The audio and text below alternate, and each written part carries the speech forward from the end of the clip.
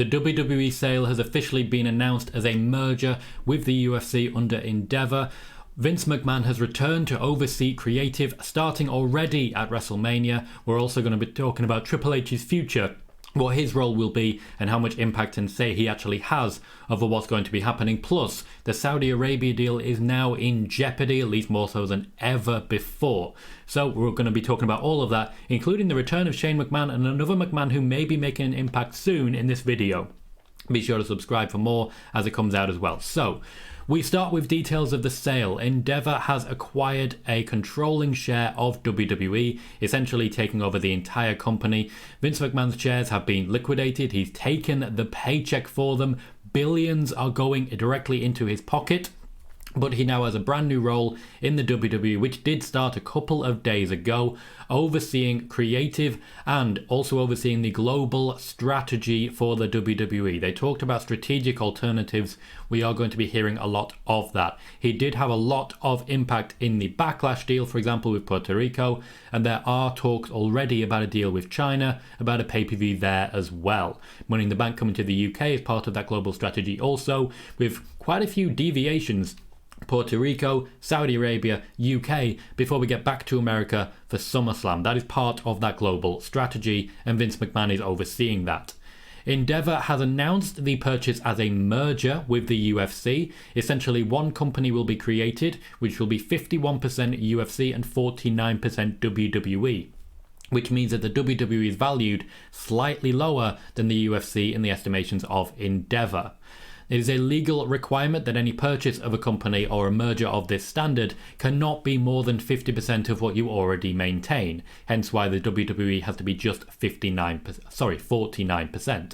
Vince McMahon will have shares in the WWE once again, but he will have them in the form of shares in Endeavor, and that is part of the deal for the purchase.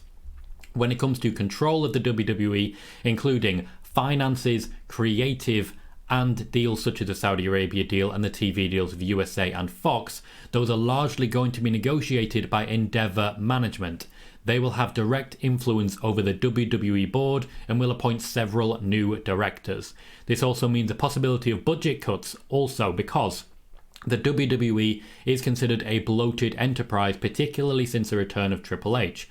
They will be looking at cutting further costs, so while I will still maintain that we'll have big, bombastic WrestleManias, the cost-benefit analysis system that Nick Khan oversaw, which saw so many wrestlers and backstage talent, producers and the like leaving, may well return, but it will not be under Nick Khan's control. CFO, CEO and President Nick Khan will largely be relieved of CFO duties and will maintain his position as president, but will have to answer directly to Endeavor head Ari Emanuel. In many ways, Nick Khan will actually be more powerful in the WWE than Vince McMahon himself. In fact, Vince McMahon for the first time will not be allowed any say in any financial matters for the WWE. He will be able to make requests. He will not be able to agree to anything in particular as regards finances.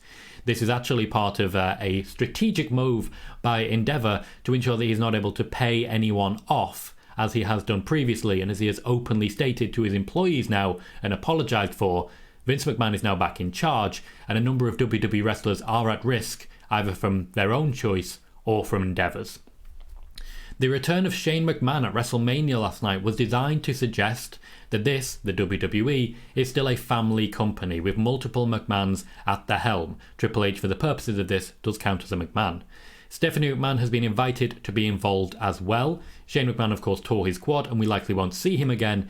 This is a false image. It is not a family company. Nick Khan has the greatest amount of control over the WWE. Vince McMahon alongside him, but Ari Emanuel will be in sole control of all WWE matters going forwards. That said, from what I can tell, the intention is, at least at the moment, business as usual. It will take a little while for Endeavor to bed in, work out what changes they want to make. Vince McMahon, however, has already started. Vince McMahon will have direct control over all creative inputs and will have to sign off on every individual show, storyline and talent acquisition. Essentially, Ari Emanuel will decide if they have the budget for talent, Triple H will decide who that talent will be, Vince McMahon will get to decide whether or not that actually goes through. Vince has full control over all creative matters. He is essentially trying to convince the talent in the locker room and Triple H that he will not exercise this control, but he's very much like the King of England now. Technically, he can take my house whenever he wants, he just chooses not to. Triple H will still be in charge of creative. I reached out on this one and was reassured several times. Triple H will be in charge of creative, but in many ways in name only, as he will write all scripts, plan all storylines, but Vince McMahon will be able to step in at any time and change whatever he so requires. To be clear on this one, Vince McMahon did have direct input over creative at WrestleMania, and in the days leading up to WrestleMania and the weeks leading up, he did exercise that right. I previously reported he was directly involved in the booking of Cody Rhodes, Sami Zayn, Charlotte Flair and Becky Lynch, and changes will continue to be made to those.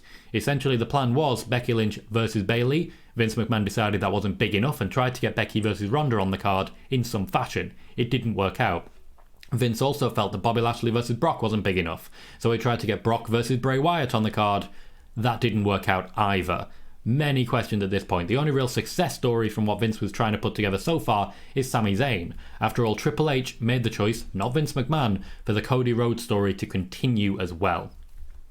A final part on TV deals and pay-per-view deals. The plan is to stick with the Peacock model until the Peacock model expires, and Endeavour is said to be interested in maintaining the Peacock deal as long as possible, and in many ways using that to expand the global reach of the UFC. The Saudi Arabia deal, however, is at risk under Endeavour. Triple H, Nick Khan and Vince McMahon all want to renew the deal for a further 10 years, but that is no longer their choice. After all financial matters go back to Endeavour itself. Vince McMahon and Nick Khan will oversee new TV negotiations with both USA and Fox, but anything will have to be signed off by Endeavour.